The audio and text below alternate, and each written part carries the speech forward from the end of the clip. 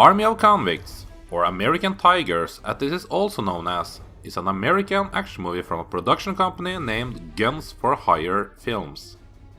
They are responsible for a small group of other movies you have never heard about either. Army of Convicts was released back in 1996, and while there aren't that much information regarding the film, I'm going to guess that its release was direct to VHS. The plot here is that terrorists from all over the world are gathering together to plan out an all-out attack on the modern society. Bloated, weak, withered system. This sad excuse for a nation and its useless law. It's time to take it back.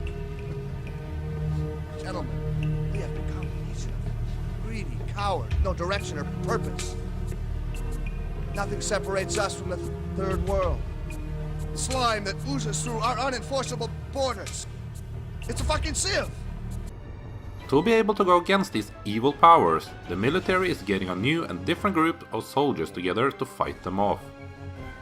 These guys are not trained to serve their country, but rather a group of criminal misfits that are compiled together to execute this mission that have a high percent of leaving most of them, if not all of them, dead.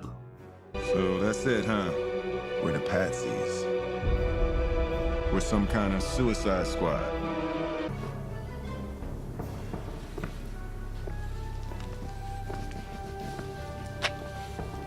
Will you repeat that again properly?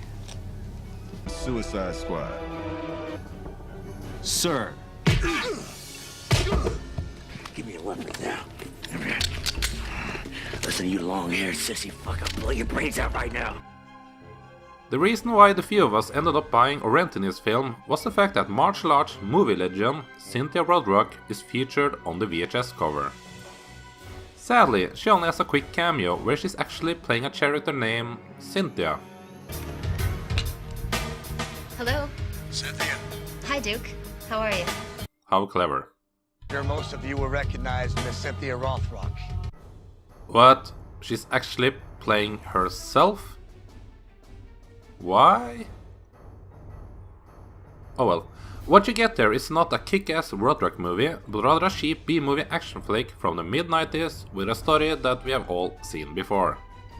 Baddies getting a chance to turn good. So is Army of the Convicts any good? Well, depends on what you consider to be a good movie. The story is shitty and the narration is crap. The film has three main parts. The start when we get to know the criminals while they turn into soldiers. Well, get to know and get to know. It's not like there is a lot of character development here. Instead of giving the soldiers backstories, we instead get to know Sergeant Major Ransom, as he is credited. Take it back. I'm sorry, I thought you said take it back. I did. I'm off it, Jess. Well, I'm not.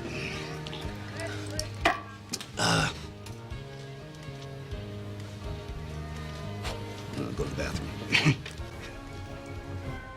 It's a rare occasion when a tougher than tough sergeant gets some character scenes in a film like this, as there generally is one of the criminals turned soldiers that gets the main billing and focus.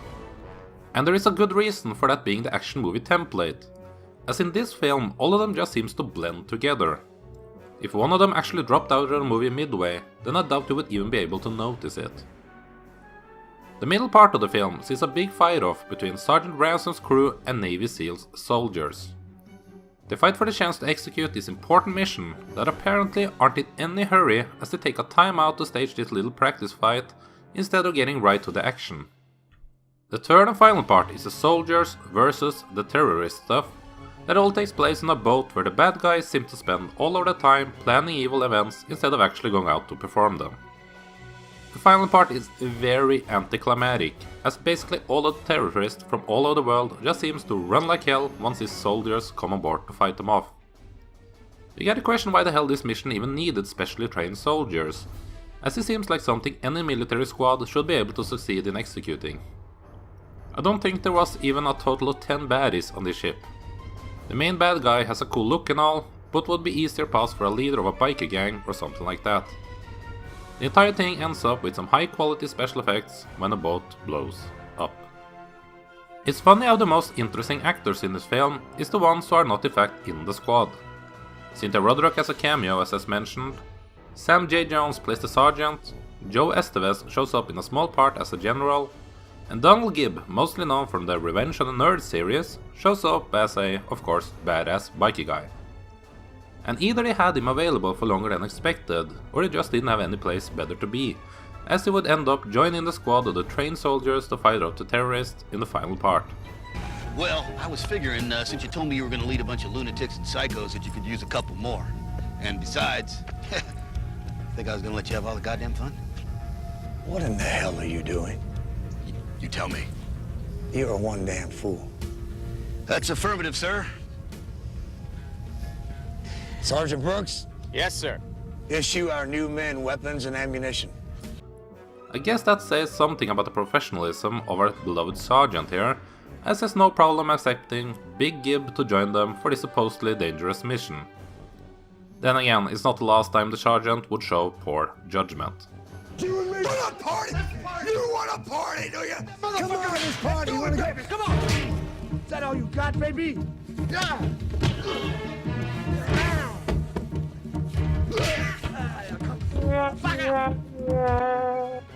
Somehow though, Army of Convicts is actually entertaining.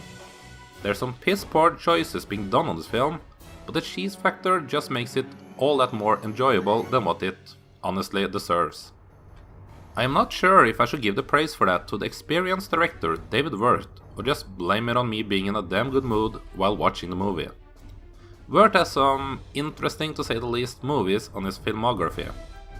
He started as a cinematographer, but ended up in the director chair together with Richard Robinson on the 1975 Hicksploitation movie Poor Pretty Eddie, or Redneck Country as I know it as.